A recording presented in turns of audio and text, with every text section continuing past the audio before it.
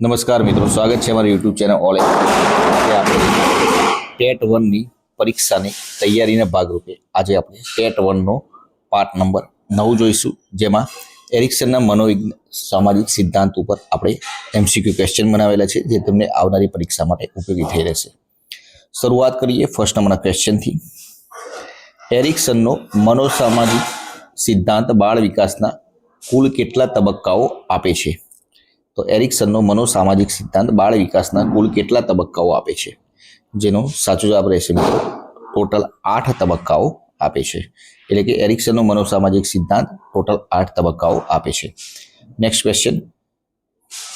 Ericsson કયા પ્રકારના મનોવૈજ્ઞાનિક હતા? તો એરિક્સન કયા પ્રકારના મનોવૈજ્ઞાનિક હતા? તો મિત્રો એરિક્સન મનોસામાજિક પ્રકારના મનોવૈજ્ઞાનિક હતા. એટલે કે સી ઓપ્શન સાચો જવાબ રહેશે. મનોસામાજિક પ્રકારના મનોવૈજ્ઞાનિક હતા. હવે એરિક્સન કયા દેશના વતની હતા? તો એરિક્સન મિત્રો જર્મની દેશના વતની હતા. યાદ રાખજો મિત્રો, એરિક્સન જર્મની દેશના વતની હતા. એરિક્સનના સિદ્ધાંતમાં કયા 2 પાસાઓનો સમાવેશ થાય છે, જેના કારણે તેને મનોસામાજિક કહેવાય છે? તો એરિક્સનના સિદ્ધાંતમાં એવા કયા 2 પાસાઓનો સમાવેશ થાય છે, જેના કારણે તે મનોસામાજિક કહેવાય છે? તો મિત્રો માનસિક અને સામાજિક આ 2 પાસાઓનો સમાવેશ થાય છે, જેના કારણે તેઓ મનોસામાજિક કહેવાય છે. Next question. એરિક્સનના સિદ્ધાંતનો પ્રથમ તબક્કો કઈ વય સુધીનો છે? એરિક્સનના સિદ્ધાંતનો પ્રથમ તબક્કો કઈ વય સુધીનો છે? તો એરિક્સનના સિદ્ધાંતનો જે પ્રથમ તબક્કો છે મિત્રો, એ જન્મથી 1 વર્ષ સુધીનો છે. બી ઓપ્શન સાચો જવાબ રહેશે. પ્રથમ તબક્કામાં એટલે કે જન્મથી 1 વર્ષનું નામ શું છે? પ્રથમ તબક્કાનું નામ શું છે મિત્રો? જન્મથી 1 વર્ષનો જે પ્રથમ તબક્કો છે તેનું નામ શું છે? તો તેનું નામ છે વિશ્વાસ વિરુદ્ધ અવિશ્વાસ. વિશ્વાસ વિરુદ્ધ અવિશ્વાસ. બી ઓપ્શન સાચો જવાબ રહેશે. Next question. પ્રથમ તબક્કામાં બાળક હકારાત્મક રીતે બહાર નીકળે તો કયો ગુણ વિકાસ પામે? હવે જે પ્રથમ તબક્કો છે 1 વર્ષ સુધીનો, એમાં જો બાળક હકારાત્મક રીતે બહાર નીકળે તો કયો ગુણ વિકાસ પામશે તેનામાં? તો તેનામાં વિશ્વાસનો ગુણ વિકાસ પામશે. સી ઓપ્શન સાચો જવાબ રહેશે. Next question. બાળક જીવનનો કયો તબક્કો આત્મનિર્ભરતા વિરુદ્ધ શરમ શંકાનો છે? બાળકના જીવનનો એવો કયો તબક્કો છે જે આત્મનિર્ભરતા વિરુદ્ધ શરમ શંકાનો છે? તો મિત્રો જેનો સાચો જવાબ રહેશે 1 થી 3 વર્ષનો જે તબક્કો છે.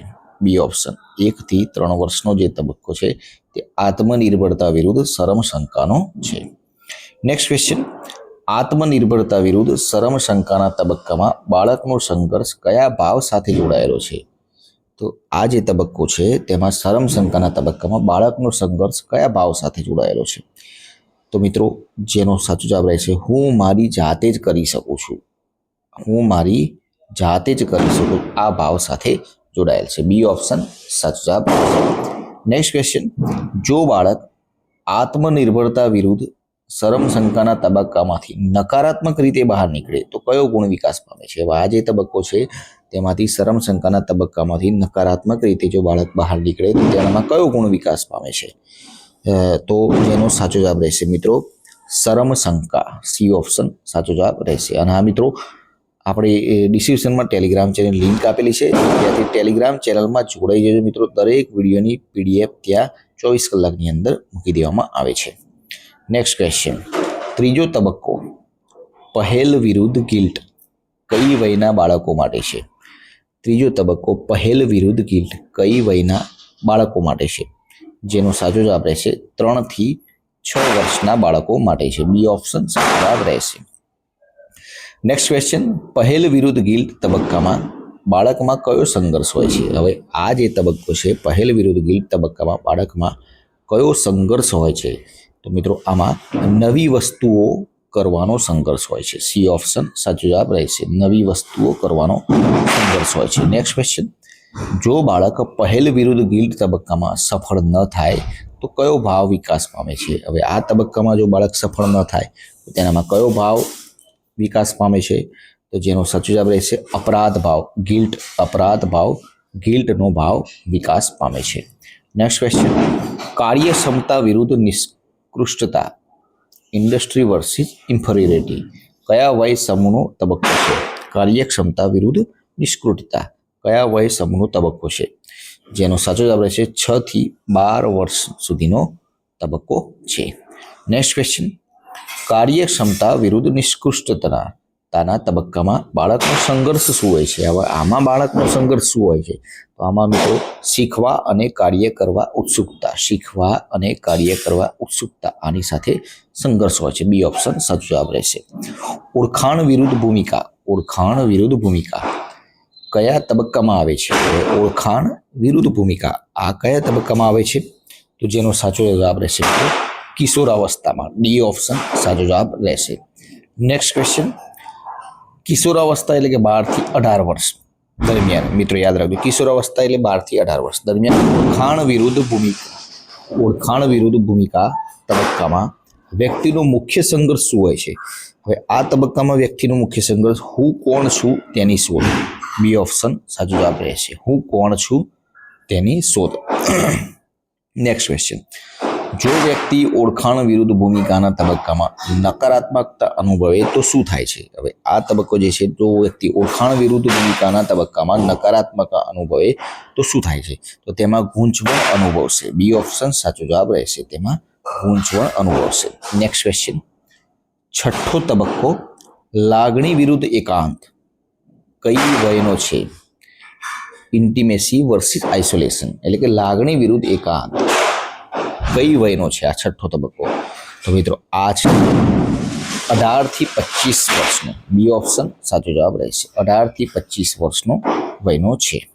નેક્સ્ટ ક્વેશ્ચન, લાગણી વિરુદ્ધ એકાંતના તબક્કામાં વ્યક્તિનો સંઘર્ષ શેની આસપાસ હોય છે? હવે શાની આસપાસ હોય છે વ્યક્તિનો સંઘર્ષ લાગણી વિરુદ્ધ એકાંતના તબક્કામાં? તો આમાં મિત્રો પ્રેમ અને સંબંધો બનાવવાની ક્ષમતા, પ્રેમ અને સંબંધો બનાવવાની ક્ષમતા આની આસપાસ તેની સાથે સંઘર્ષ હોય છે. નેક્સ્ટ ક્વેશ્ચન, સાતમો તબક્કો સર્જનશીલતા વિરુદ્ધ સ્થિરતા, સર્જનશીલતા વિરુદ્ધ સ્થિરતા કયા વય જૂથ માટે છે? સાતમો તબક્કો છે મિત્રો કયા વય જૂથ માટે છે? તો 25 થી 50 વર્ષના વય જૂથ માટે છે. એટલે કે બી ઓપ્શન સાચો જવાબ રહેશે. નેક્સ્ટ ક્વેશ્ચન, સર્જનશીલતા વિરુદ્ધ સ્થિરતા તબક્કામાં જો વ્યક્તિ પોઝિટિવ રહે તો કયો ગુણ વિકાસ પામે છે? હવે આ તબક્કામાં જો વ્યક્તિ પોઝિટિવ રહે તો કયો ગુણ વિકાસ પામે છે? તો આમાં મિત્રો જવાબદારીનો ગુણ વિકાસ પામે છે. સી ઓપ્શન સાચો જવાબ રહેશે. નેક્સ્ટ ક્વેશ્ચન, વૃદ્ધાવસ્થામાં આવતો છેલ્લો તબક્કો કયો છે? ટોટલ 8 તબક્કાઓ હતા. હવે વૃદ્ધાવસ્થામાં આવતો છેલ્લો તબક્કો કયો છે? તો આ તબક્કો છે અખંડતા વિરુદ્ધ નિરાશા. અખંડતા વિરુદ્ધ નિરાશા. ડી ઓપ્શન સાચો જવાબ રહેશે. હવે અખંડતા વિરુદ્ધ નિરાશાના તબક્કામાં વ્યક્તિનો મુખ્ય સંઘર્ષ શું હોય છે? આમાં વ્યક્તિનો મુખ્ય સંઘર્ષ શું હોય છે? આમાં જીવનની સમીક્ષા. આમાં વ્યક્તિનો મુખ્ય સંઘર્ષ હોય છે જીવનની સમીક્ષા. એન્ડ લાસ્ટ ક્વેશ્ચન, જો વ્યક્તિ અખંડતા વિરુદ્ધ નિરાશાના તબક્કામાં નકારાત્મક અનુભવે તો શું થાય? તો મિત્રો આ પ્રશ્નનો જવાબ તમારે નીચે કોમેન્ટ બોક્સમાં આપવાનો છે. હવે અને હા, ટેલિગ્રામ ચેનલમાં જોડાઈ જજો. દરેક વિડીયોની પીડીએફ ત્યાં મળી રહે છે. કાલે ફરીથી નવા વિડીયો સાથે મળીશું. જય હિન્દ, જય ભારત.